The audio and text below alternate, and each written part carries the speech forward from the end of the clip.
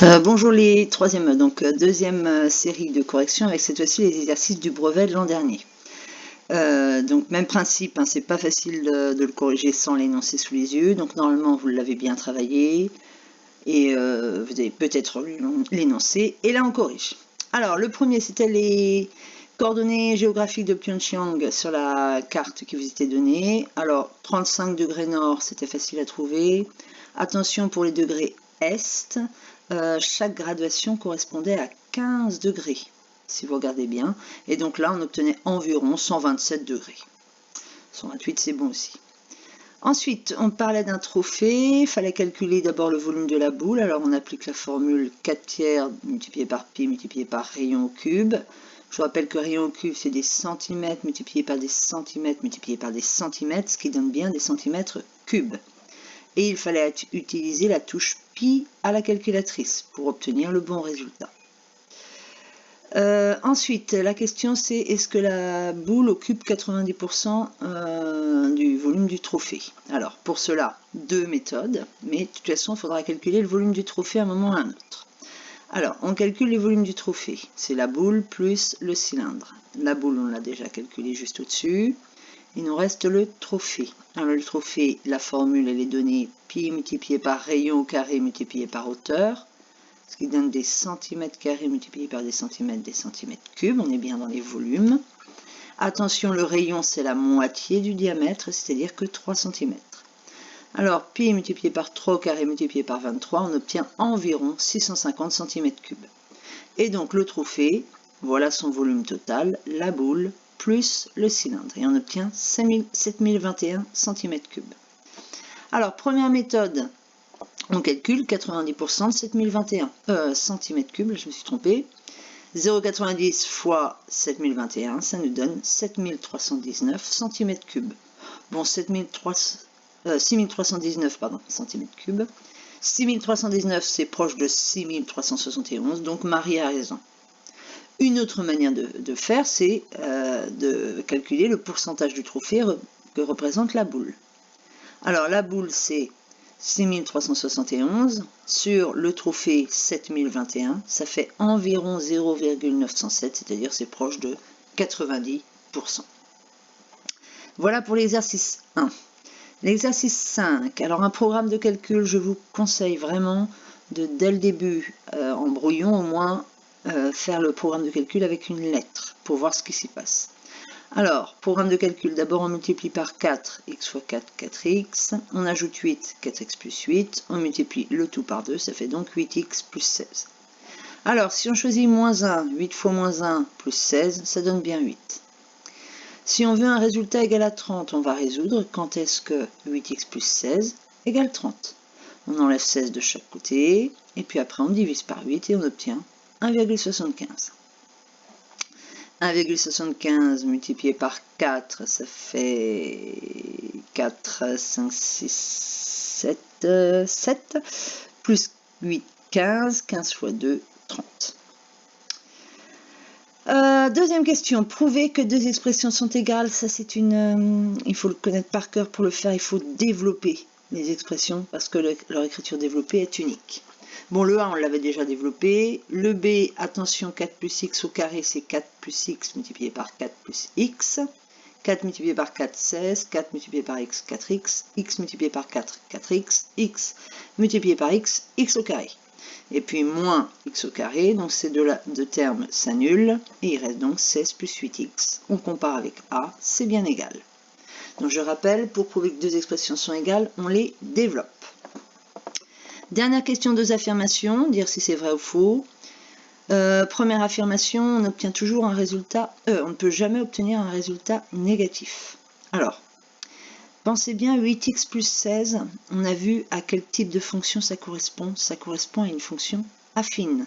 Donc la représentation graphique, c'est une droite. Alors, plus 16, elle passe à 16, et quand on augmente de 1, on augmente de la pente 8. Donc c'est une droite qui va fortement grimper.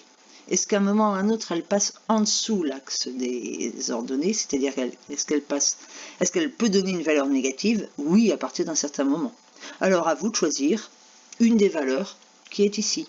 Moi j'ai choisi par exemple moins 3, 8 fois moins 3, moins 24. Moins 24 plus 16, ça fait moins 8. Donc oui, on peut obtenir, et même il y a beaucoup de façons d'obtenir un nombre négatif. Mais pensez bien en termes de dessin. Là, on a une droite. Est-ce que la droite passe en dessous dans la partie négative? Oui. Deuxième affirmation, 8x plus 16 est un multiple de 8. Est-ce qu'on peut l'écrire 8 multiplié par quelque chose?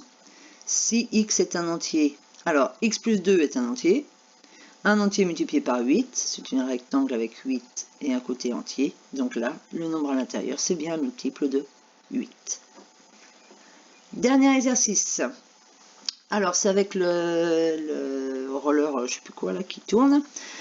Donc, le graphique, on voit que c'est une droite, mais qui ne passe pas par l'origine, donc il n'y a pas proportionnalité. Là, c'est que vous connaissez votre leçon. C'est une fonction linéaire s'il y a proportionnalité. Là, c'est plutôt une fonction affine.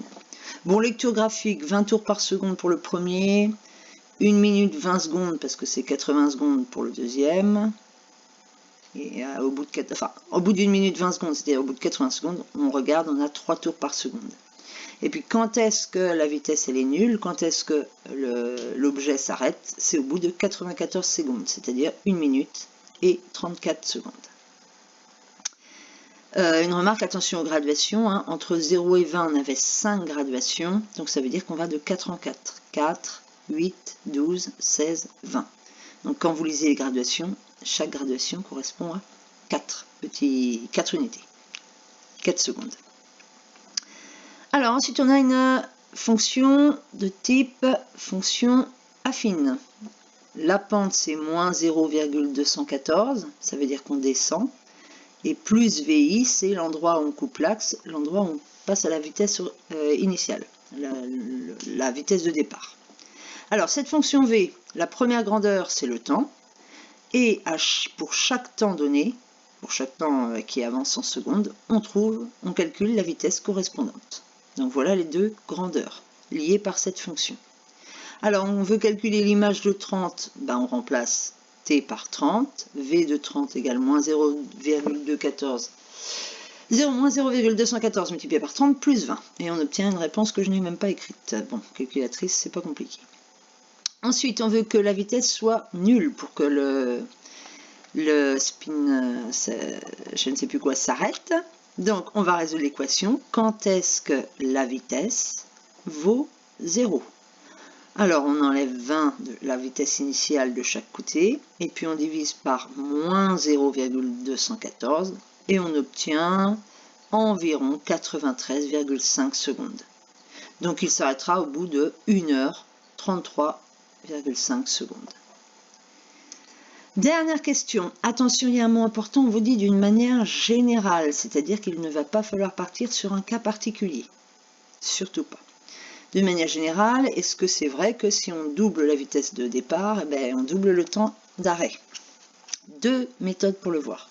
Premièrement, partir de deux lancers, donc qui ont la même pente, mais avec des vitesses initiales différentes. Il y en a une, c'est VI, je ne précise pas laquelle parce que je ne veux pas un cas particulier, et l'autre, elle part 2 fois plus vite, donc elle part à 2 fois VI. Ça, c'est son temps initial. On va calculer le temps d'arrêt pour chacun. Donc on résout la petite équation exactement comme on l'a vu. Et on trouve comme première réponse vitesse initiale divisée par 0,214. Et pour la deuxième petite équation, pour le deuxième lancé 2 fois plus rapide au début, voilà ce qu'on obtient. Il me manque le 214 que je n'ai pas réécrit. Mais bref, cette réponse, la deuxième réponse, c'est 2 fois la première réponse. Donc c'est bien vrai que si on le lance 2 fois plus vite, il mettra 2 fois plus de temps avant de s'arrêter. Autre moyen de le voir. On a vu que la représentation graphique, là c'est une droite, donc fonction affine, qui passe par vitesse initiale. Et quand on augmente de 1, on diminue de 0,214. Si je lance 2 fois plus vite, mais j'ai la même pente, la pente ne change pas, je vais obtenir une droite parallèle. Et là, j'ai la configuration de Thalès. Si de la vitesse initiale, je prends son double, du premier temps, je prendrai aussi le double. Et donc, une autre manière de montrer que si on double la vitesse initiale, on double le temps d'arrêt.